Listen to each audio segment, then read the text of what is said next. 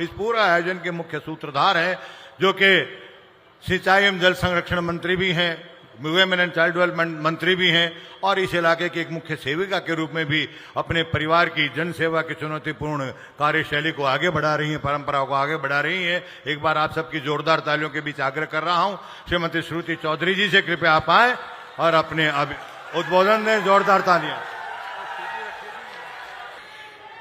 यहाँ पे आज हमारे बीच में आए बहुत ही लोकप्रिय हमारे प्रदेश के मुख्यमंत्री माननीय नायब सिंह सैनी जी, आपका यहाँ पर भी आना जब होता है तो मैं देखती हूँ कि इंद्रदेव विशेष खुश होते हैं और हमेशा पानी बरसता है।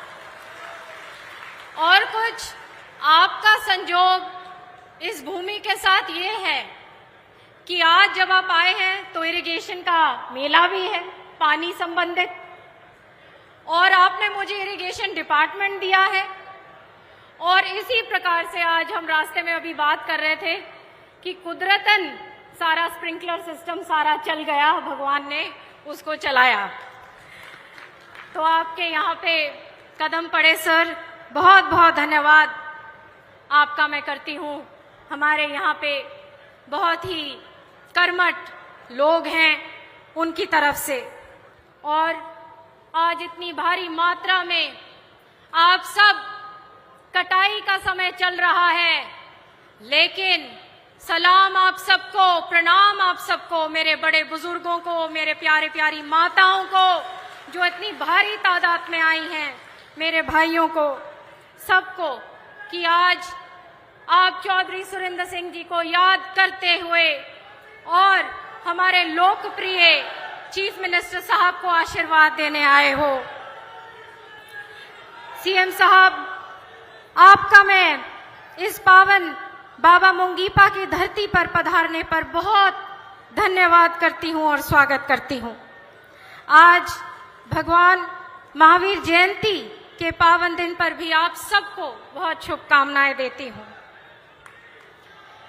आज हम सबको याद है वो दिन, कौन भूल सकता है कि 21 साल पहले आज ही चौधरी सुरेंद्र सिंह जी हमारे बीच में से चले गए, और जब उन्होंने अपना आखिरी दम तोड़ा तो इस स्टेट के वो कृषि मंत्री थे और केवल उनका कार्यकाल 20 दिन का रहा, लेकिन उस 20 दिन में भी उन्होंने किसानों के लिए ऐतिहासिक फैसला लिया, जहां लैंड रेवेन्यू रिकॉर्ड को उन्होंने कंप्यूटराइज किया और तमाम भारत ने उस चीज को फिर बाद में अपनाया।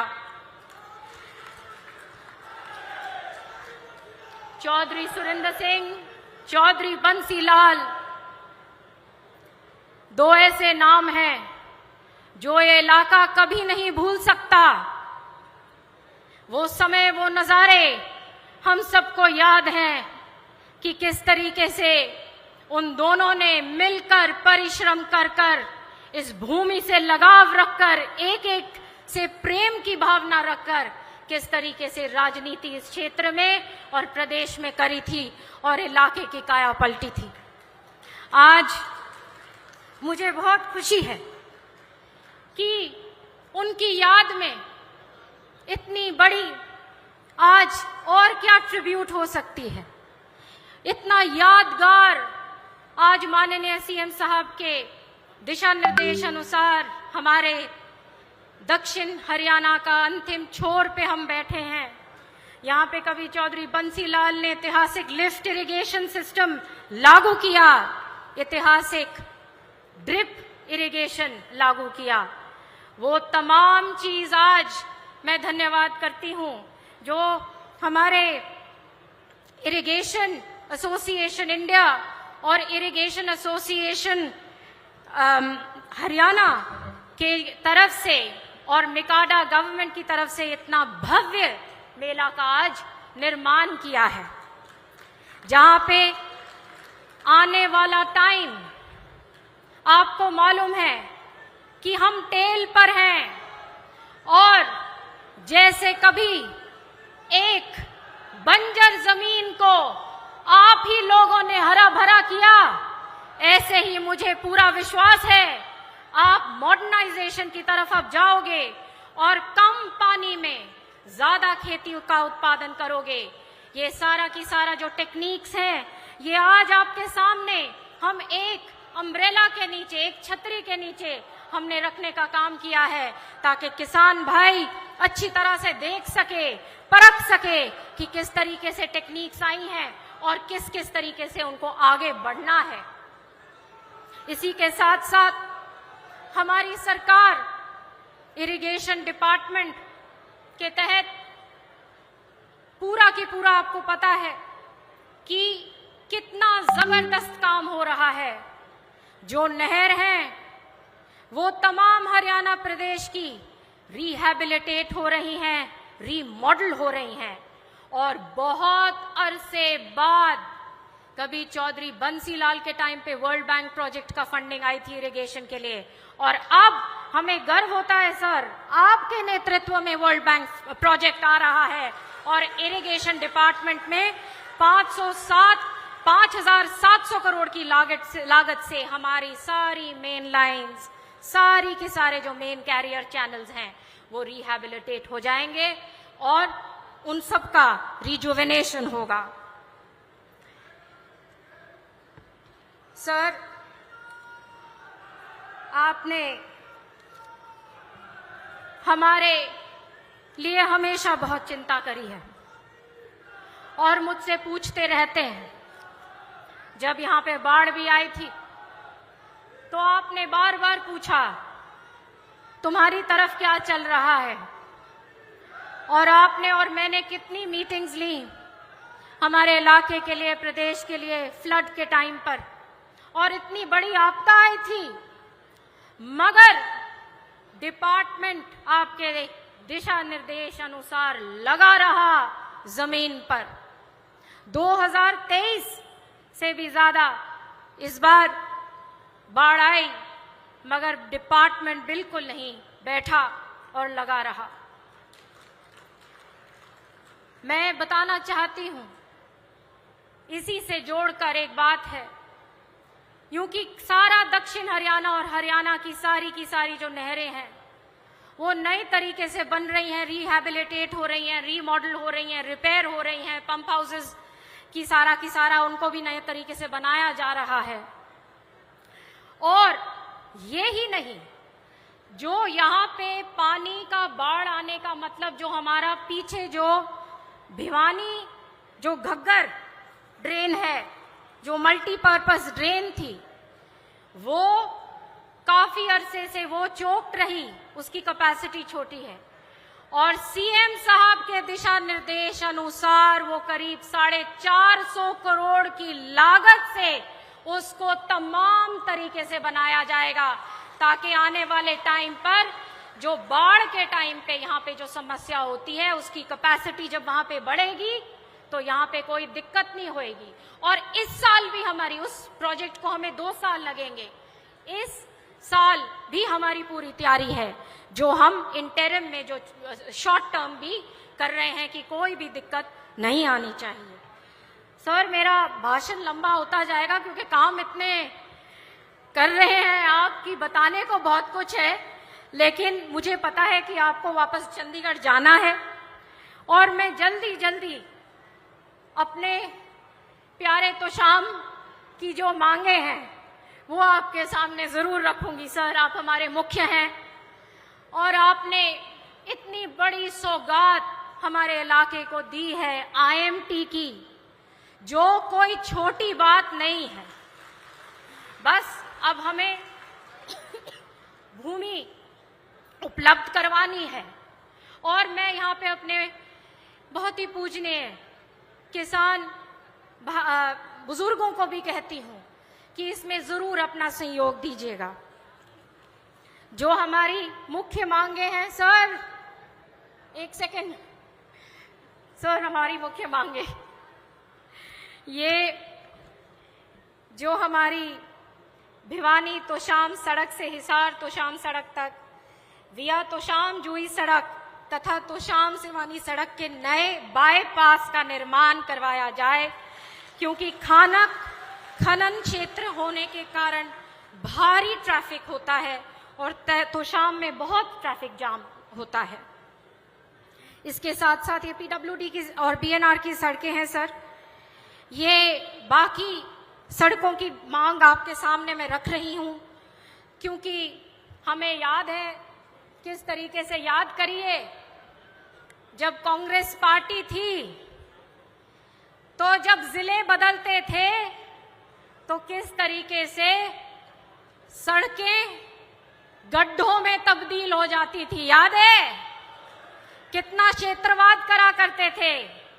ये भाजपा की सरकार है जहां पे चहुमुखी विकास, हर दिन नई सड़क का निर्माण होता है और पूरे हरियाणा को कनेक्ट करने का काम कर रहे हैं। और यहाँ पे मैं माननीय प्रधानमंत्री जी का जरूर धन्यवाद करती हूँ, जहां पे उन्होंने नेशनल हाईवेज की कनेक्टिविटी, इतनी बड़ी सोच उन्होंने रखी हमारे देश के लिए, प्रदेश के लिए, कि कनेक्टिविटी एक पूर्ण रूप से होनी चाहिए। चनाना से ढानी धीरजा सड़क, कोहाड़ से दिनोद सड़क, निगाना कला से बजीना, डांग कला से बलियाली, देवराला से सलीमपुर, इंदीवाली से बड़दू, बजीना से ढानी बुढ़ाना, खावा से मिरान ईसरवाल, डांग खुर्द से बलियाली, हेतमपुरा से ढानी माओ, जुई कला से द्वारका तक करीब 38.52 किलोमीटर की सड़कें हैं सर। इन्होंने कैलकुलेट भी करके बता दिया। और हमारे मार्केटिंग बोर्ड की जो डिमांड्स हैं सर, नई अनाज मंडी जुई में बने कॉमन प्लेटफॉर्म्स को दोबारा बनाया जाए, एक नया कवर्ड शेड बनाया जाए और कंस्ट्रक्टेड जो कवर्ड शेड है उसकी रिपेयर करवाई जाए सर। जुई अनाज मंडी में कार्यालय भवन नहीं है, जो बनवाया जाए। मार्केटिंग बोर्ड की भी जो सड़कें हैं सर, उनको मैं पढ़ देती हूँ जो मांगे हैं हमारे इलाके की। मंडान से रोढ़ा, मंडान से देवावास, मंडान से ईसरवाल, खावा से रोढ़ा, रोड़ा से सालेवाला, मालवास कोहाड़ से कोहाड़, कहरपुरा से लोहानी, हितमपुरा से ढानी शंकर, बाबरवास से ढाब ढानी, बाबरवास से बिजलानावास, चंदावास से ढांगर, कैरू से ढाब ढानी, लोहानी से नवा, आसलवास दूबिया से गोलपुरा, आसलवास दूबिया से रामपुरा, भाखड़ा से नंगला, इंदीवाली से बड़दू, मुगल, बुसान से रोडा, कतवार से खावा और कतवार से भारीवास तक। ये करीब 70 किलोमीटर की सड़कें हैं सर। पब्लिक हेल्थ डिपार्टमेंट से सर गांव दिनोद में स्वर्ण जयंती महाग्राम योजना के तहत नए जलघर का और सीवरेज सिस्टम का निर्माण करवाया जाए। गांव का कैरू में भी ये नए जलघर और सीवरेज का निर्माण करवाया जाए।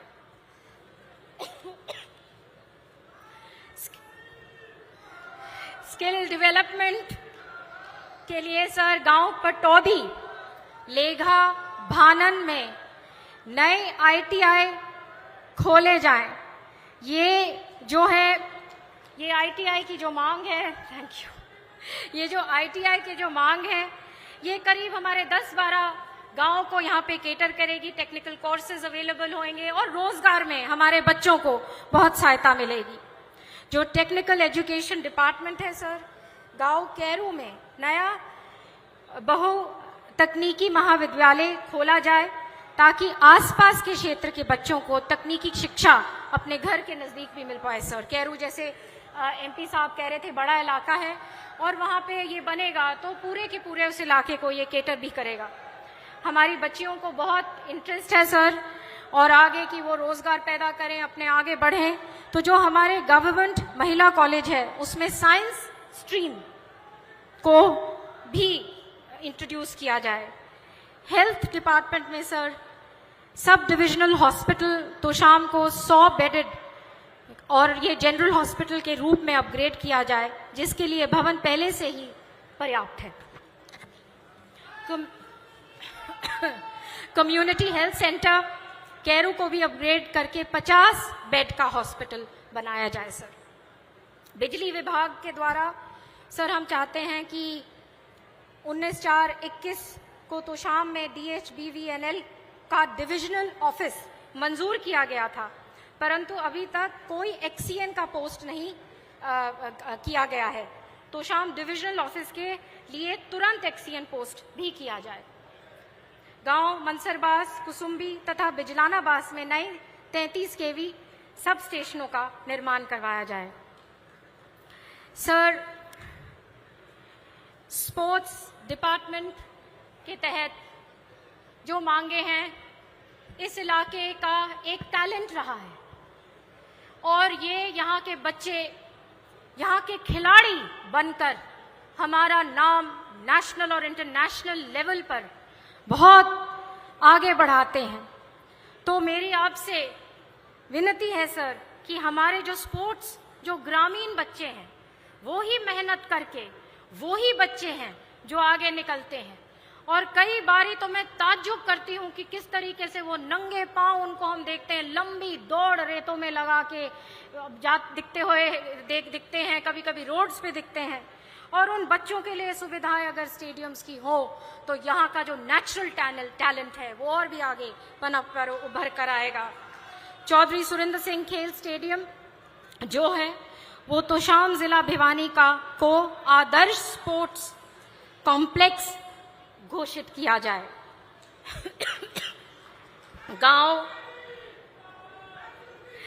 गांव बापोड़ा, धानी मिरान, सालेवाला, देवराला, झुल्ली, गारनपुरा खुर्द, गोलागढ़, नंगला, ढाबधानी, भानगढ़, धारनबास, आसलबास, दूबिया, ढांगर, मनसरबास तथा खापड़वास में नए स्टेडियम्स का निर्माण करवाया जाए सर।